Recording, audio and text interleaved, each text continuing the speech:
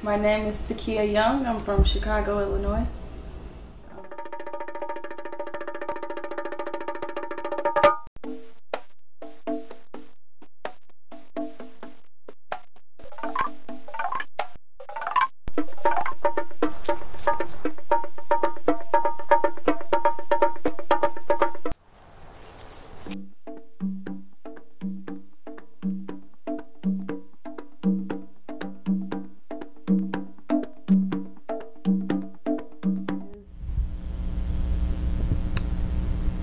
An adventurous person. I like to travel and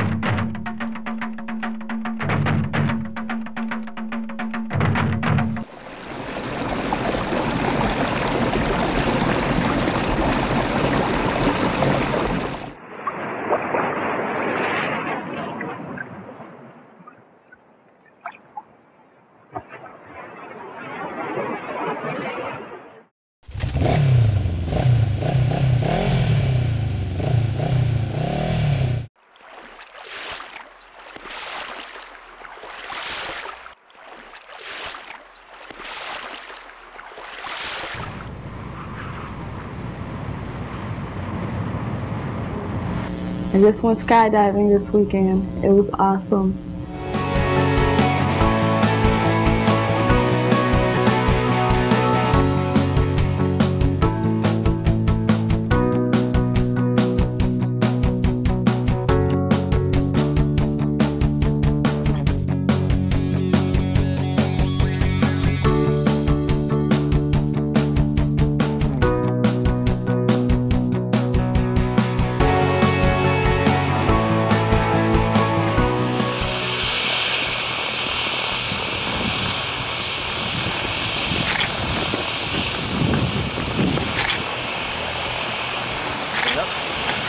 Oh, stand up. Oh yeah, how was that? Oh, that was fun. Woo!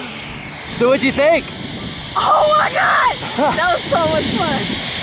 What was your favorite part of that whole thing? The ride down, like the last part. Under the canopy? Yeah. Yeah. So you think you'll ever do this again? Yeah, let's go again right now. All right. Hey, do us a favor, make sure you come back here to Scout Out Chicago. Woo! It's important to always realize that in everything that you do in life, there is a lot of risk involved. It makes no sense to walk around the world afraid of everything. It's not that the fear isn't there, it's that I can overcome it. And it's that moment after the fear is gone, it's like, oh, okay, I did it.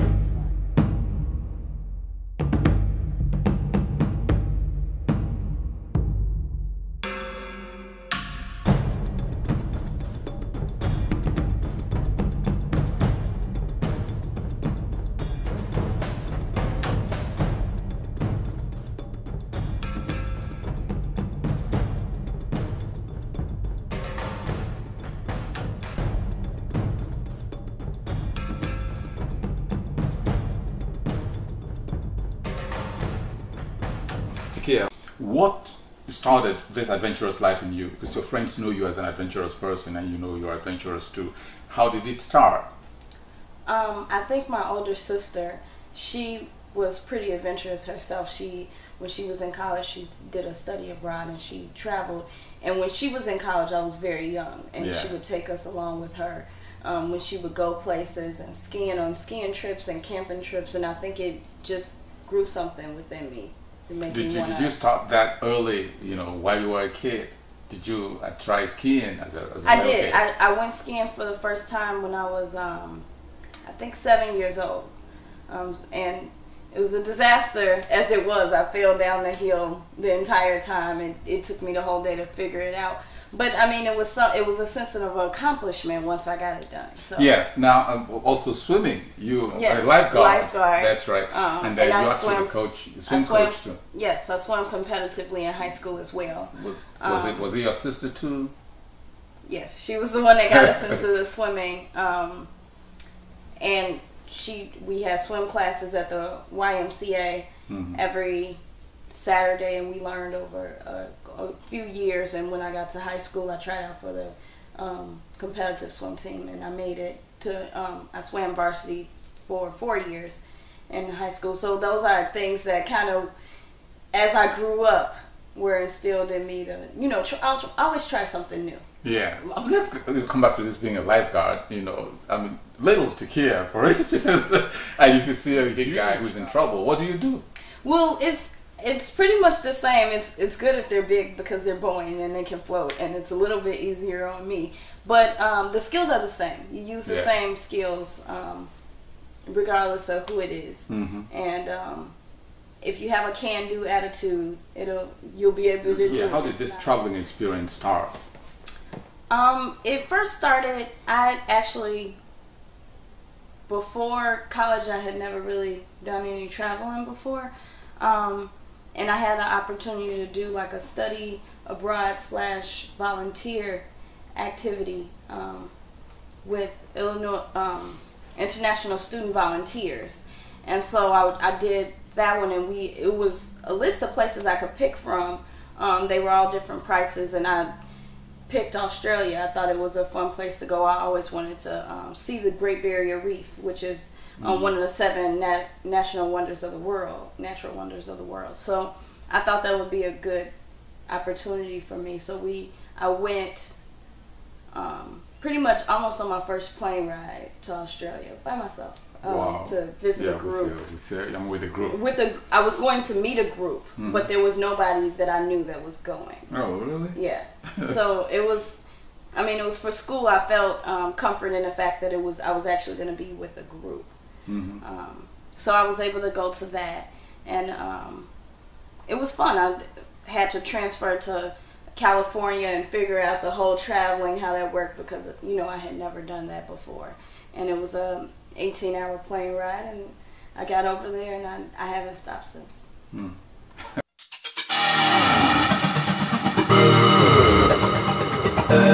What did you hear about Australia before you made that trip?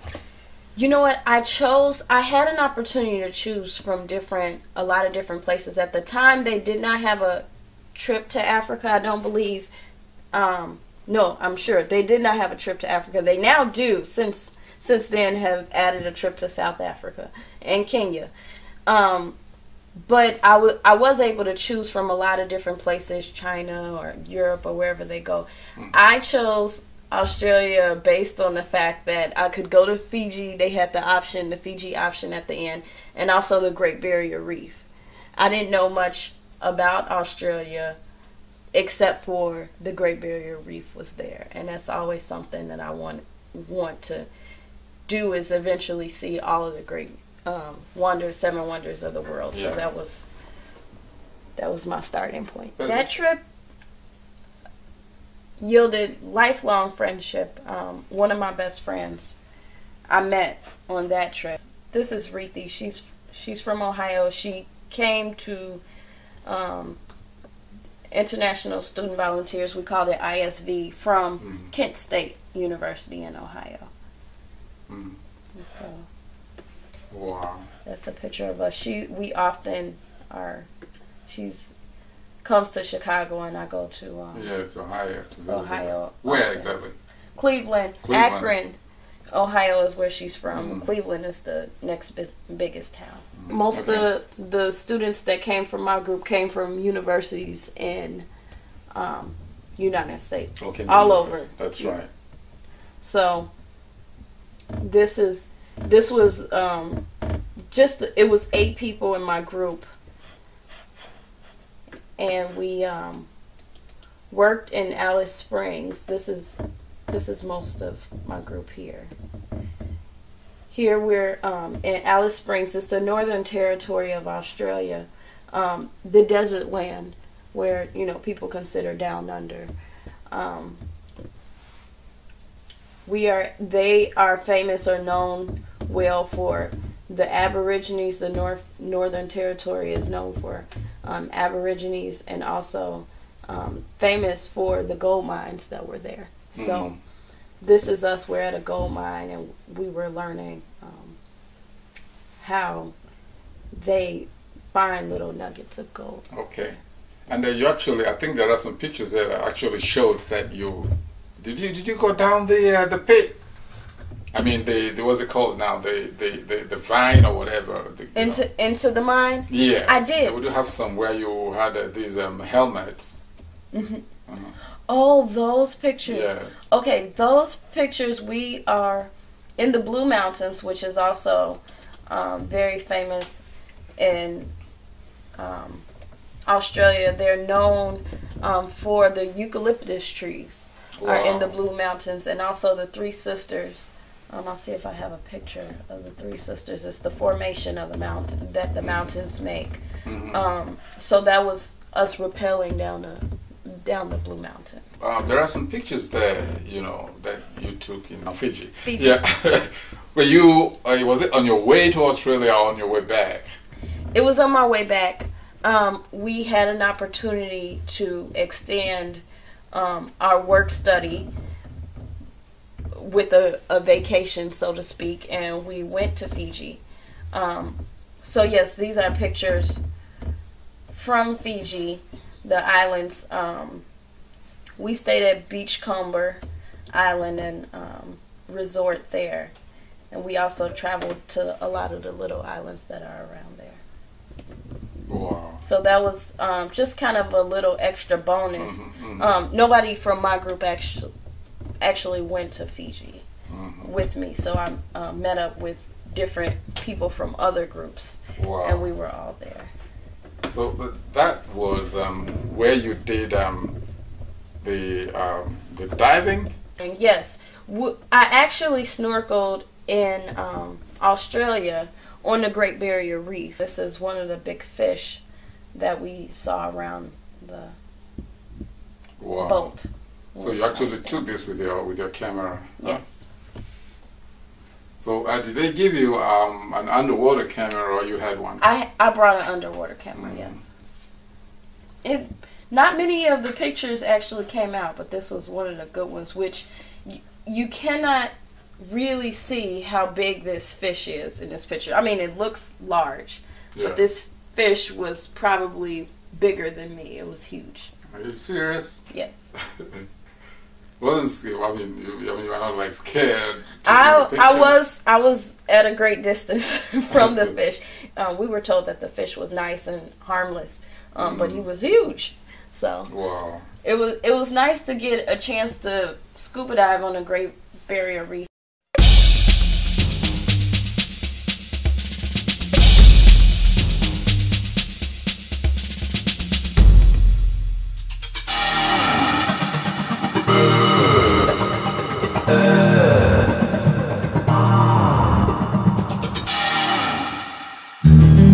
So you first went to Australia, but today you're better known as a tourist to Africa.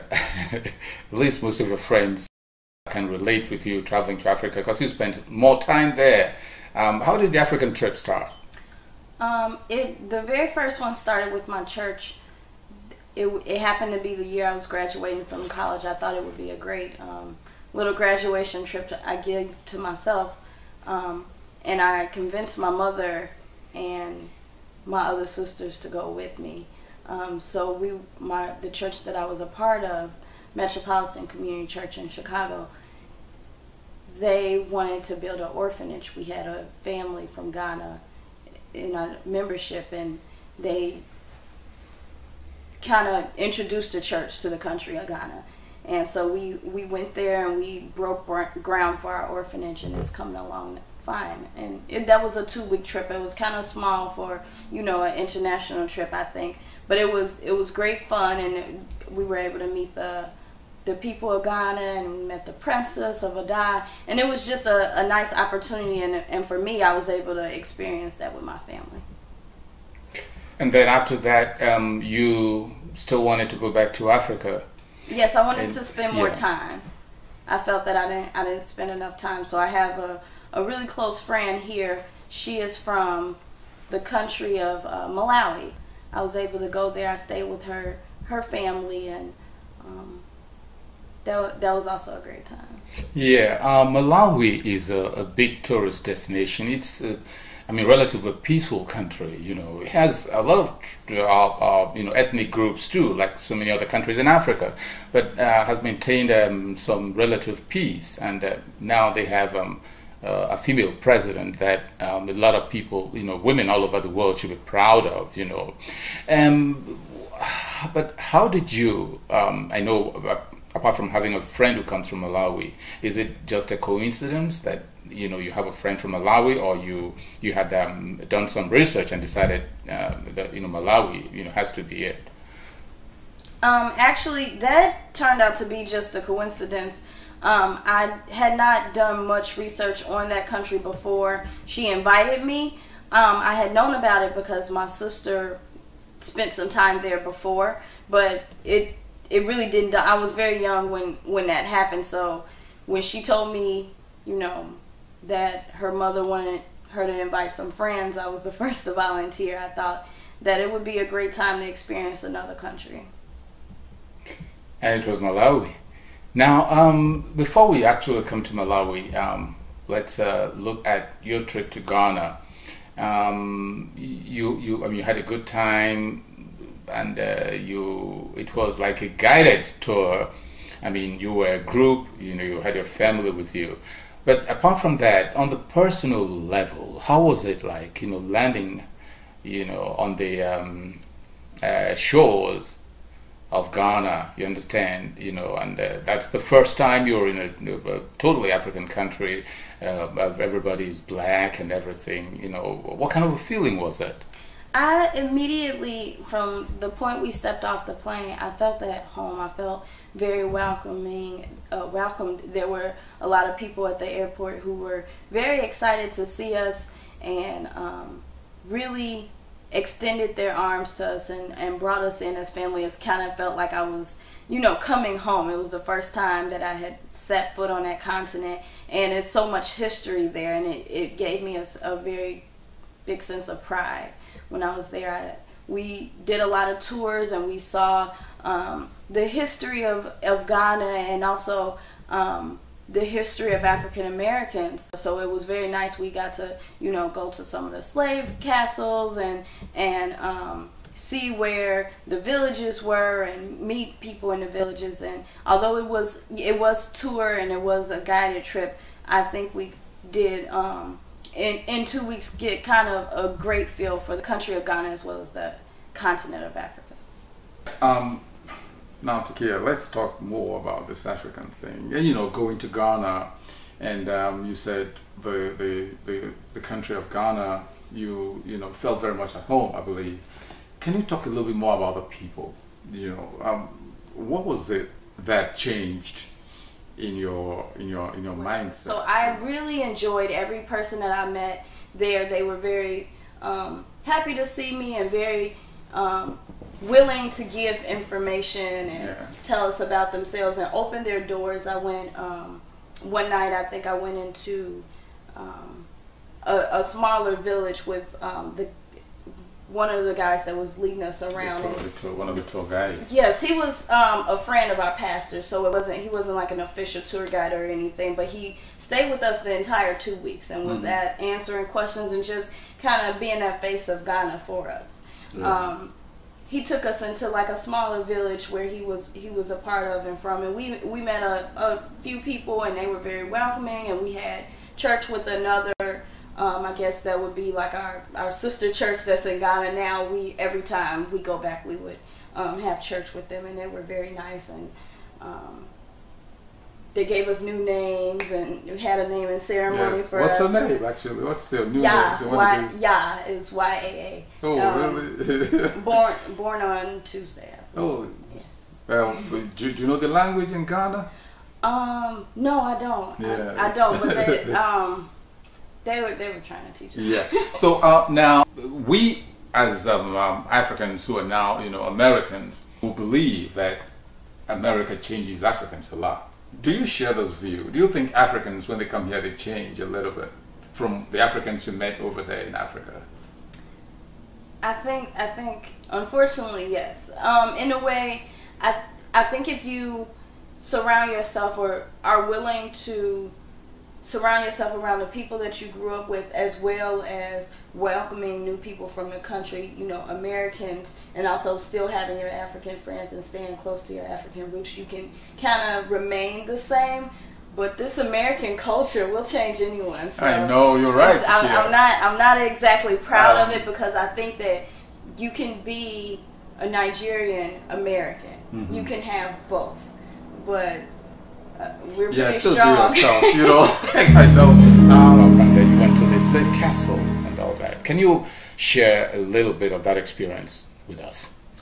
I think for the trip and being able to experience that, it's right off the coast. And also, when I was in undergrad, I majored in one of my majors was African American Studies. So this is something that I had been kind of studying over a course of a few years about Africans in Africa and Africans in America, and the difference between the two, and how we are forever linked together, because that's where we originated from, and that's where our home is. And we did learn that a lot of African Americans here, ancestries are from Ghana and Nigeria and the countries along the coast of the continent of Africa. So when we went to the slave castles, we went to Enema Slave Castle, and it's in Enema along the Cape Coast,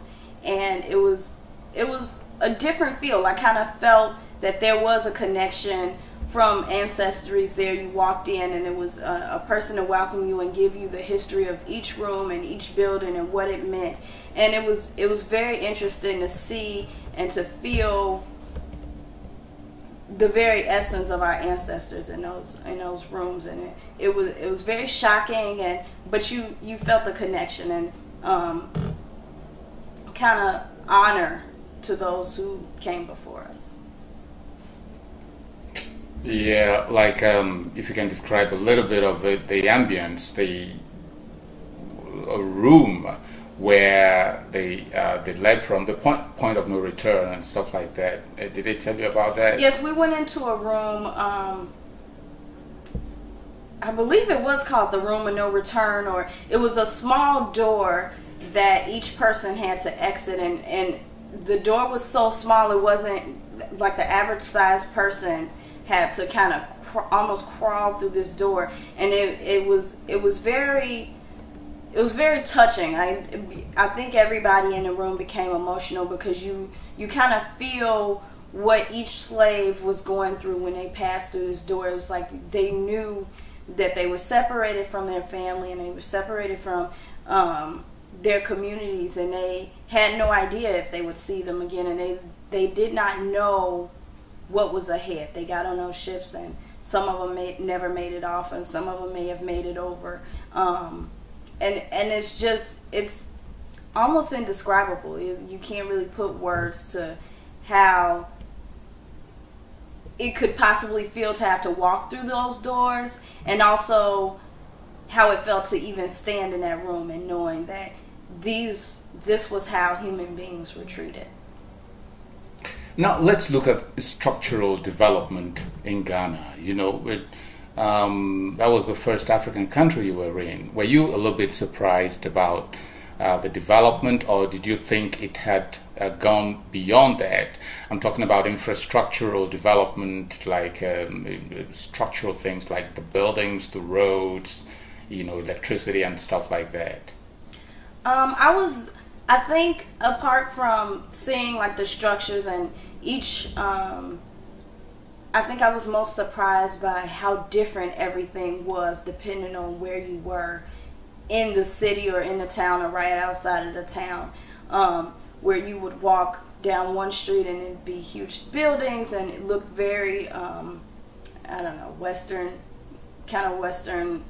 city-like, and then you would go a little bit further and you would see kind of very poverty level type of living situations, and then we'd go back to our hotel and it'd be like any hotel here. And then I think it was very interesting to see how that you can tell that they're building up the country, but still some parts they're kind of keeping the same. And I kind of personally like that, But then, I mean, everyone wants everything to be, you know, up to par and 5-star or you know, what have you. But I think that it's good to hold on to the culture and the history of the land as well.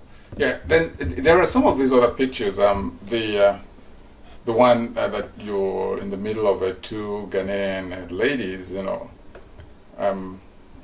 where, at what point of your tour, you know, did you meet them? I had some dresses made, and also I bought some dresses from these nice two ladies. Well, they made me a dress, and then I mentioned that I wanted something for my nephew, who was at the time a baby, but I didn't know what size he was, and also for my sister. And they came and they opened up their doors to me and showed me what they had, and it was very accommodating. So they were nice two sisters that I met, and it was a great time checking out the outfits that they made. Tikiya Young sharing the experience of her first trip to Africa. In the next episode, we'll be watching the excitement of an unaccompanied tour for 1 month to the Southeast African country of Malawi, working in an orphanage and living with a family she never met before. A Vicstel Media Network production, right here and elsewhere.